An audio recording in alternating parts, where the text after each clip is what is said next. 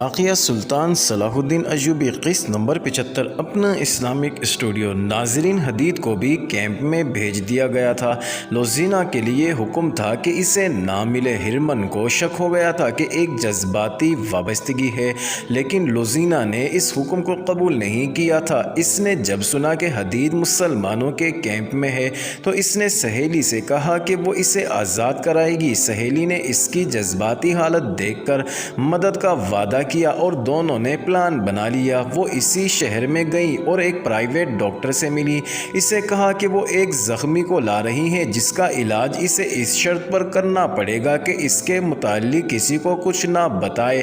Doctor یعنی طبیب نے اس رازداری کی وجہ پوچھی تو لوزینہ نے کہا وہ ایک غریب سا مسلمان ہے جس نے میرے خاندان کی بہت خدمت کی ہے۔ وہ کہیں لڑائی جھگڑے میں زخمی ہو گیا ہے، اس کے پلے کچھ بھی نہیں، اس لیے کوئی ڈاکٹر اس کا علاج نہیں کرتا۔ چونکہ یہاں تمام ڈاکٹر عیسائی ہیں اس لیے وہ کسی مسلمان کا علاج بلا اجرت نہیں کرتے۔ رازداری کی دوسری وجہ یہ ہے کہ اگر شہر کے منتظم تک یہ خبر پہنچ گئی کہ ان مسلمانوں میں لڑائی جھگڑا ہوا ہے تو وہ اسی کو بہانہ بنا کر انہیں مسلمانوں کے کیمپ میں بھیج دے گا۔ انہیں تو بہانہ چاہیے۔ میں اس آدمی کو اس خدمت اور ایثار کا صلہ دینا چاہتی ہوں جو اس نے میرے خاندان کے لیے کیا ہے۔ میں اسے رات کے وقت لاؤں گی۔ آپ کتنی اجرت لیں گے؟ میں رازداری کی بھی اجرت دوں گی۔ ناظرین، اس دوران ڈاکٹر یعنی اس دور کا طبیب اسے سر سے پاؤں تک دیکھتا رہا۔ لوزینہ نے اسے یہ بھی نہیں بتایا تھا کہ وہ کون ہے، یہی بتایا تھا کہ وہ ایک معزز گھرانے کی لڑکی ہے۔ لڑکی کا غیر معمولی حسن دیکھ کر ڈاکٹر جو اجرت لینا چاہتا تھا اسے وہ زبان پر نہیں لا رہا تھا۔ لوزینہ اس میدان اور اس فن کی ماہر تھی۔ وہ مردوں کی نظریں پہچانتی تھی۔ اس نے اپنے فن کو استعمال کیا تو ڈاکٹر موم ہو گیا۔ لوزینہ نے سونے کے 4 سکے اس کے آگے رکھ دیے اور جب ڈاکٹر نے اس کا ہاتھ اپنے ہاتھ میں لے کر کہا کہ تم سے زیادہ قیمتی سکہ نہیں تو لوزینہ نے مخصوص مسکراہٹ سے کہا آپ جو قیمت مانگیں گے دوں گی، میرا کام کر دیں۔ ڈاکٹر یہ سمجھ گیا کہ معاملہ خطرناک اور پراسرار معلوم ہوتا ہے، لیکن لوزینہ کو دیکھ کر اس نے خطرہ قبول کر لیا اور کہا لے آؤ، آج رات کل رات، جب چاہو لے آؤ، اگر میں سویا ہوا ملوں تو جگا لینا۔ اس نے ایک ہاتھ میں سونے کے سکے اور دوسرے ہاتھ میں لوزینہ کا ہاتھ پکڑ لیا۔ اس مہم کا سب سے زیادہ نازک اور پرخطرہ مسئلہ تو یہ تھا کہ حدید کو کیمپ سے نکالا کس طرح جائے۔ رات کو وہاں پہرا برائے نام ہوتا تھا۔ ان بدنصیب قیدیوں میں بھاگنے کی سکت ہی نہیں تھی۔ صبح سورج نکلنے سے پہلے انہیں مشقت پر لگایا جاتا اور سورج غروب ہونے کے بعد کیمپ میں لایا جاتا۔ ان کی تعداد 1500 کے لگ بھگ تھی۔ لوزینہ کی سہیلی نے کیمپ کے متعلق کچھ معلومات حاصل کر لیں، جن میں ایک یہ بھی تھی کہ زخمی اور بیمار قیدیوں کو معمولی سی ایک ڈسپنسری میں ہر روز بھیجا جاتا ہے۔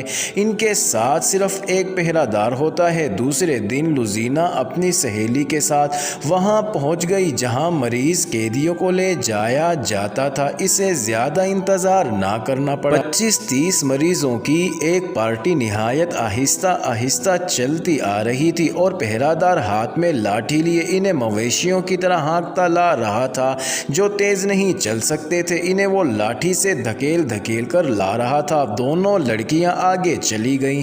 ان کا انداز ایسا تھا جیسے تماشا دیکھ رہی ہوں۔ جب مریضوں کا ٹولہ ان کے قریب سے گزر رہا تھا تو وہ ہر ایک کو دیکھنے لگیں۔ اچانک لوزینہ کو دھچکا لگا۔ حدید اسے قہر بھری نظروں سے دیکھ رہا تھا۔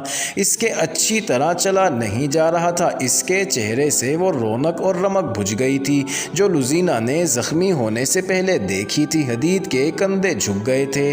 اس کے کپڑے خون سے لال تھے، خون خشک ہو چکا تھا۔ لوزینہ کی آنکھوں میں آنسو آ گئے مگر حدید کی آنکھوں میں نفرت تھی۔ اس نے منہ پھیر لیا۔ یہ مریض ٹولہ آگے نکل گیا تو لوزینہ اور اس کی سہیلی پہرہ دار سے باتیں کرنے لگی جن میں ان مسلمان مریضوں کے خلاف نفرت تھی۔ انہوں نے زبان کے جادو سے پہرہ دار کو اپنا گرویدہ کر لیا اور کہا کہ وہ از راہ مذاق ان قیدیوں کے ساتھ باتیں کرنا چاہتی ہیں۔ اس وقت کی ڈسپنسری میں دوسرے مریض بھی تھے۔ خاصا ہجوم تھا۔ قیدیوں کو ایک طرف بٹھا دیا گیا۔ لوزینہ ان کے قریب چلی گئی اور اس کی سہیلی سہیلی نے پہرہ دار کو باتوں میں الجھا لیا۔ حدید دیوار کے سہارے بیٹھ گیا تھا۔ اس کی حالت اچھی نہیں تھی۔ لوزینہ نے آنکھ کے اشارے سے اسے پرے بلایا۔ وہ جب اس کے قریب گیا تو لوزینہ نے آہستہ سے کہا، مجھے حکم ملا ہے کہ تم سے کبھی نہ ملوں، بیٹھ جاؤ، ہم یہ ظاہر نہیں ہونے دیں گے کہ ہم باتیں کر رہے ہیں۔ میں لعنت بھیجتا ہوں تم پر اور تمہارے حکم دینے والوں پر۔ حدید نے نحیف مگر غضبناک آواز میں کہا، میں نے تمہیں کسی صلے کے لالچ میں ڈاکوؤں سے نہیں بچایا تھا، وہ میرا فرض تھا۔ کیا تم فرض ادا کرنے والوں کے ساتھ یہ سلوک کرتے ہو؟ چپ رہو حدید، لوزینہ نے رندھیائی ہوئی آواز میں کہا، یہ باتیں بعد میں ہوں گی، مجھے بتاؤ کہ رات تم کس جگہ ہوتے ہو؟ آج رات تمہیں وہاں سے نکالنا ہے۔ حدید اس سے بات نہیں کرنا چاہتا تھا۔ لوزینہ نے اسے آنسوؤں سے اور بڑی مشکل سے یقین دلایا کہ وہ اسے دھوکہ نہیں دے رہی۔ حدید نے بتایا کہ وہ رات کو کہاں سوتا ہے، وہاں سے نکلنا مشکل نہیں، لیکن نکل کر وہ جائے گا کہاں؟ انہوں نے جلدی فرار کا منصوبہ بنا لیا۔ مسلمانوں کا کیمپ ایسی نیند سویا ہوا تھا جیسے یہ لاشوں کی بستی ہو۔ پہرہ دار بھی سو گئے تھے، یہاں سے کبھی کوئی بھاگا نہیں تھا۔ بھاگ کر کوئی جاتا بھی کہاں؟ اس کے علاوہ پہرے داروں کو یہ بھی معلوم تھا کہ کوئی ایک آدھا بھاگ بھی گیا تو کون جواب طلبی کرے گا۔ رات پہلا پہر ختم ہو رہا تھا کہ پھٹے پرانے ایک خیمے سے ایک آدمی پیٹ کے بل رینگتا ہوا خیمے کی اوٹ میں وہاں تک چلا گیا جہاں اسے کوئی پہرہ دار نہیں دیکھ سکتا تھا۔ آگے اسے اندھیرے میں بھی کھجور کا درخت نظر آنے لگا۔ جہاں تک اسے پہنچنا تھا ایک سایہ سر سے پاؤں تک موٹے کپڑوں میں لپٹا ہوا کھڑا تھا۔ رینگنے والا اٹھ کھڑا ہوا اور کھجور کے تنے تک پہنچ گیا۔ وہ حدید تھا۔ لوزینہ اس کی منتظر تھی۔ تیز چل سکو گے؟ لوزینہ نے پوچھا۔ کوشش کروں گا، حدید نے جواب دیا۔ وہ کیمپ سے دور نکل گئے۔ آگے وسیع علاقہ غیر آباد تھا۔ مشکل یہ تھی کہ حدید تیز نہیں چل سکتا تھا۔ لوزینہ نے اسے سہارا دے کر تیز چلانے کی کوشش کی اور اسے بتاتی گئی کہ اسے کیسے کیسے حکم اور دھمکیاں ملی ہیں۔ اس نے حدید کی غلط فہمی رفع کر دی۔ آگے شہر کی گلیاں آ گئیں اور پھر ڈاکٹر کا گھر آ گیا۔ 3-4 بار دستک دینے سے ڈاکٹر باہر آ گیا اور انہیں فوراً اندر لے گیا۔ اس نے حدید کے زخم کھول کر دیکھے تو کہا کہ کم از کم 20 روز مرہم پٹی ہوگی۔ یہ سن کر لوزینہ کے سامنے ایک بہت ہی پیچیدہ مسئلہ آ گیا۔ وہ یہ تھا کہ اتنے دن حدید کو چھپائے گی کہاں؟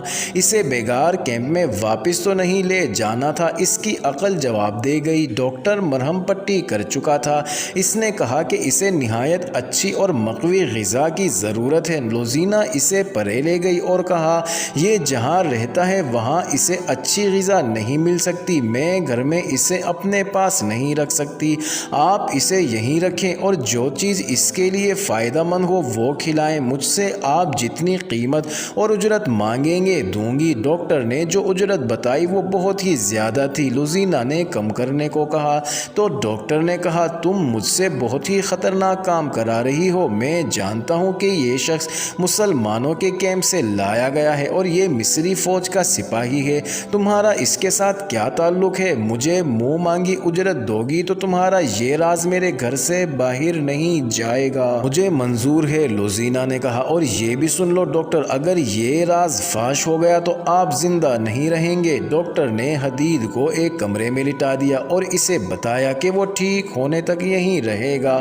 اس نے اندر سے اسے دودھ اور پھل لا دیے اور لوزینہ کو ایک اور کمرے میں لے گیا۔ دوسرے دن لوزینہ اور اس کی سہیلی نے کیمپ کی جاسوسی کی ڈسپنسری میں گئی۔ مریض قیدی وہاں لے جائے گئے۔ دونوں لڑکیوں نے پہرہ دار کے ساتھ گپ شپ لگائی اور اپنے خصوصی ڈھنگ سے باتیں کر کے معلوم کر لیا کہ حدید کی گمشدگی سے کیمپ میں کوئی تبدیلی نہیں آئی اور وہاں کوئی ہلچل نہیں۔ ناظرین، دن گزرتے گئے۔ ڈاکٹر کو چونکہ منہ مانگی قیمت اور اجرت مل رہی تھی اس لیے اس نے حدید کو چھپائے بھی رکھا اور اس کا علاج پوری توجہ سے کرتا رہا، اس سے مقوی غذا بھی دیتا رہا۔ لوزینہ شام کے بعد وہاں جاتی، کچھ دیر حدید کے ساتھ بیٹھتی اور بہت دیر ڈاکٹر کے کمرے میں گزارتی۔ اس روزمرہ کے معمول میں 20 روز گزر گئے اور حدید کے زخم مل گئے، اس کی صحت بحال ہو گئی۔ لوزینہ نے ڈاکٹر سے کہا وہ کل رات کسی بھی وقت حدید کو لے جائے گی۔ دوسرے دن اس نے اپنی سہیلی سہیلی کو